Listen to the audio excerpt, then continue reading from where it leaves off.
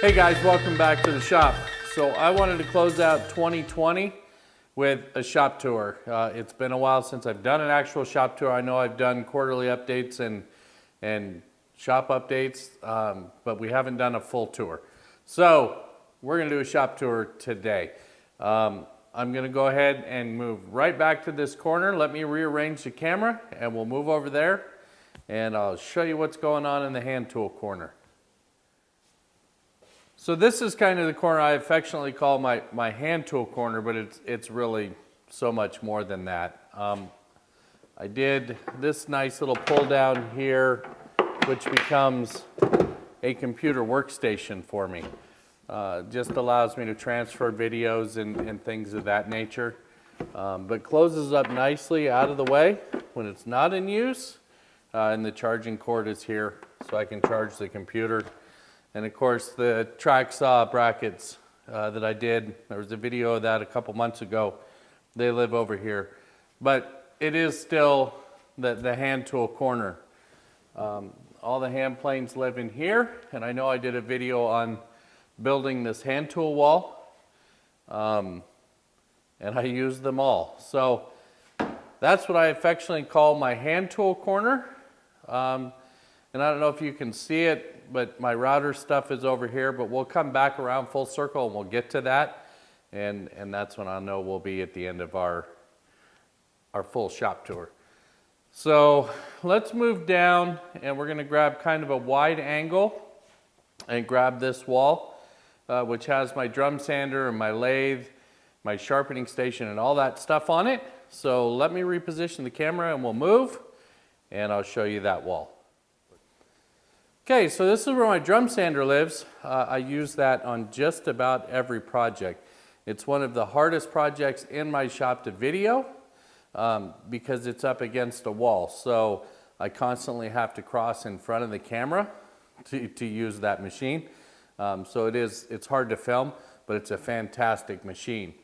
And down here is my garage sale find drill press. I love this thing. It's awesome. It still works great. And then of course my lathe and my sharpening station. And I'll rearrange the camera and show you more detail on the lathe and sharpening station. My 15-inch planer also lives here, but we'll talk about that more when I get to my center island and kind of where I process the lumber as it comes in the door. Okay, so this is my lathe and my sharpening corner. I'll be the first to admit I haven't spent as much time on the lathe as I would like. But the projects just haven't dictated that need.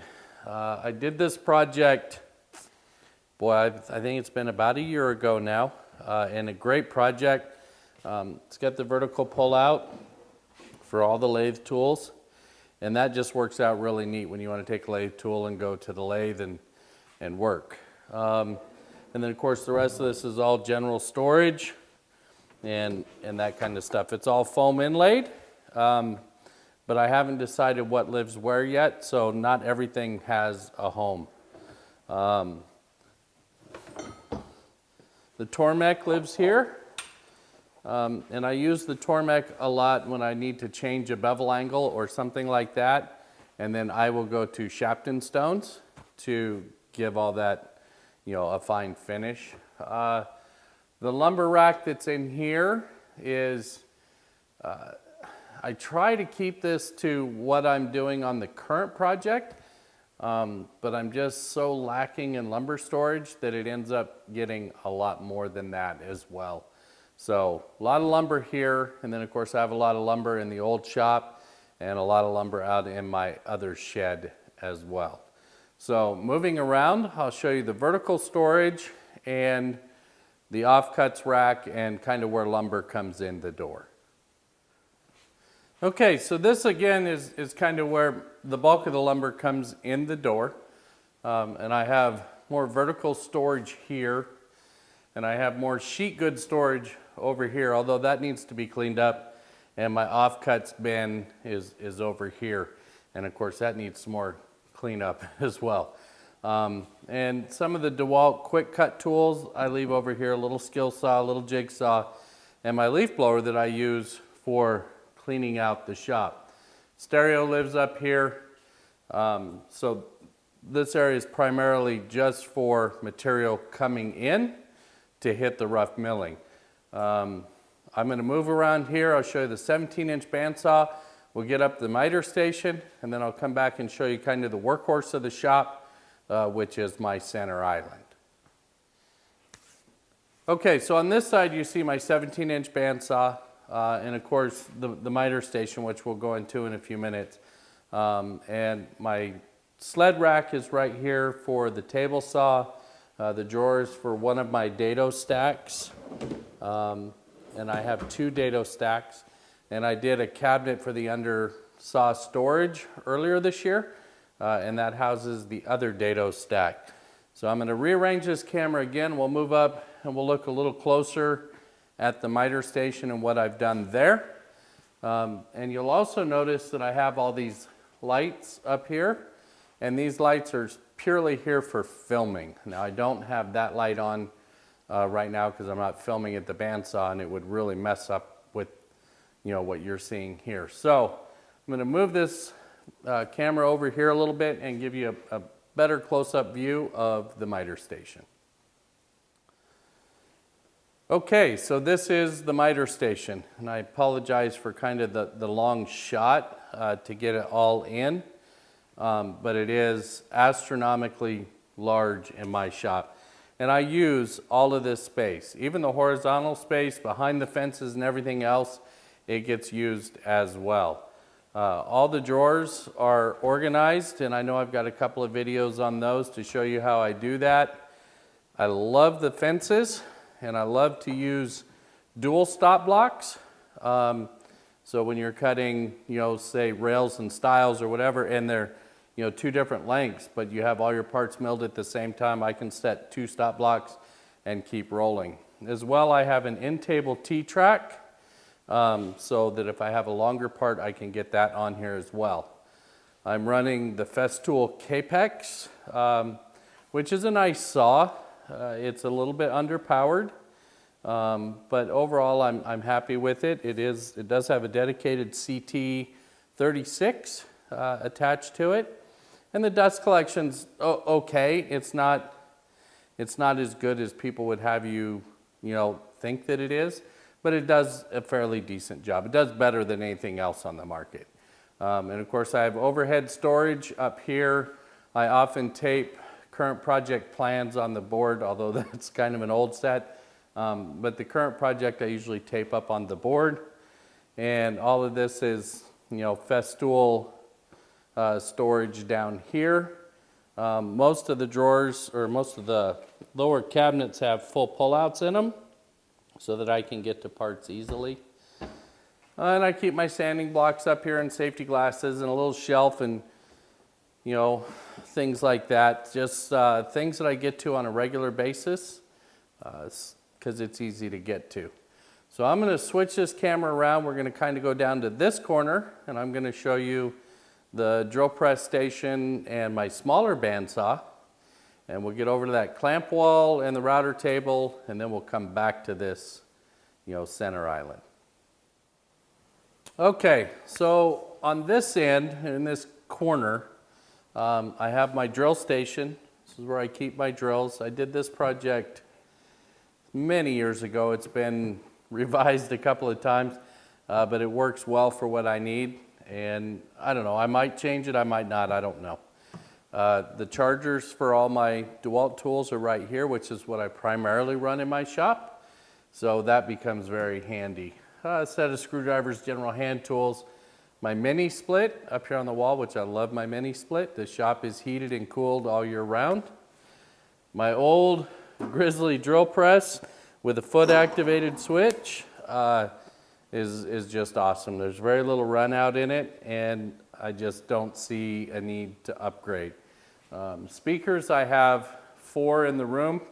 They're kind of on each corner, so when I turn the stereo on or whatever, I have good sound in the room. I also have a dust collection drop over here, just so I can clean up around the drill press and run it through the main dust collector. And then over to my 14-inch bandsaw. This is another Grizzly tool. I really like it. It's absolutely done everything that I've asked it to do. And it has dedicated dust collection as well. Every machine in here has dedicated dust collection. And then I have a whiteboard on the wall here and a pen mounted right next to it, because this is where I take all my notes as I'm working through a project to tell me where I'm at, what I'm working on, if there's a specific thickness or something like that. So very valuable. I recommend that to anybody to take their notes instead of little pieces of paper that are, you know, laying all over the shop. So we're going to move around. I'll show you the clamp wall, the router table, and the assembly table, kind of hopefully here all in one shot, and then we will get to that center island. So the old adage goes, you never have too many clamps, right? Well, I can tell you from experience, I've had every one of these off of the wall on a single project and wished I'd had more. But this is what I have, and this is what's going to live in this shop. Kind of unique things to this wall, I've added power here, and this is where I pull power to run the assembly table. We'll talk about that in just a second. Bench cookies live here, which is kind of nice. Calls, dedicated dust collection to the Jessam router table. It's got a master lift too. It's got the big Porter cable router in it. The custom bit storage that I built, a couple years ago anyway. But this is just awesome. I love this. So yeah, let's flip this camera angle just a little bit. I'll show you the front side of the assembly table, and then I'll show you the back side of the assembly table, which has a little bit more of a working end to it. Okay, so this is the assembly table. I think I built this about 1.5 years ago, maybe a little bit more, and I have beaten the heck out of it. It has flat put up with some abuse. It's even got a cut mark in the trim here, and that's okay. It's a shop. It's a nice shop. I'm very happy with my shop, but it's a used shop. All the drawers on this side are, foam inlaid for the various tools that I get to, and I count steps in the shop. So the things that I use most often right here live right here. My layout tools, batteries for the DeWalt's live over here, as well as all my fasteners and things like that. They all live here as well. So I'm going to rearrange the camera angle. We'll come around the back side, and I'll show you kind of the back side of this table. Okay, so this is the back side of the assembly table. I keep a hose reel and a small California Air Tools compressor. I also store extra drawer glides and things like that. But I also keep all of my trim routers down here. What do I have? 4 of them. And as well as my 1/4-inch bits. They all live right here because that's primarily what I use in my small trim routers. The whole assembly table is on wheels, so I can kick this up and roll this completely out of the way if I want to, and have this whole floor space down here open for a larger project, like such as a king-size bed or something like that. Makes it very, very, very handy. So, as promised, we're going to move over and we're going to go ahead and show you kind of the center island and the workhorse of this shop. Okay, so this is the center island. I'm running a Powermatic PM2000B, and as you saw in previous videos, I had a lot of problems with this saw. It took Powermatic a long time to get this saw right. In fact, they replaced the saw once as well as several of the parts. But currently the saw is functioning very well. I'm very happy with it currently. We talked about the sled rack, and we talked about the under table saw storage on this side. So I'm going to move around on this side and kind of show you what the outfeed table, which was my old assembly table, kind of has to offer. Okay, so this is my old assembly table, and this was a workhorse for me in the shop in Washington. I used it for everything. I built it as kind of like a split top Rubo, which comes in really handy for me breaking down sheet goods, because I can drop the blade into that center and be good to go. I have an H&T Gordon tail vise in this, which I really like. It's set up with dog holes, which do not hit the cabinet down below, which gives me all this storage space, as well as it has a bench-crafted leg vise in it, which I really like. And I still use this a lot because I don't have this work holding ability on my assembly table. My spindle sander also lives down here, and that's on a set of KitchenAid lifts. So I literally can just lift it up and it's ready to use. The CT36 that I have over here, the hose fits right into this spindle sander vacuum port, and dust collection is great over here. So I am a huge fan of this table, and I really like all the options that it has. Moving down is the Hammer A341A. It's a 16-inch helical head joiner, and it is absolutely fantastic. I love that machine.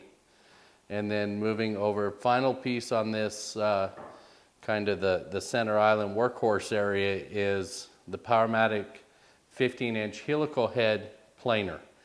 And this really allows me to bring material in that door and really break down material where I need to and get it over to the assembly table and start doing what I need to do. So I think that's going to wrap up this shop tour. If you have any questions, please, my email is in the show notes. I have a forum site, I have a website. There's so many ways to get a hold of me. Reach out and ask questions if you saw something you wanted more information on. A lot of times that's where my quarterly Q&A questions come from, and I welcome those questions. So please reach out to me and let me know if you have questions. But I think that's going to wrap it up for this one, guys. And until next time, take care.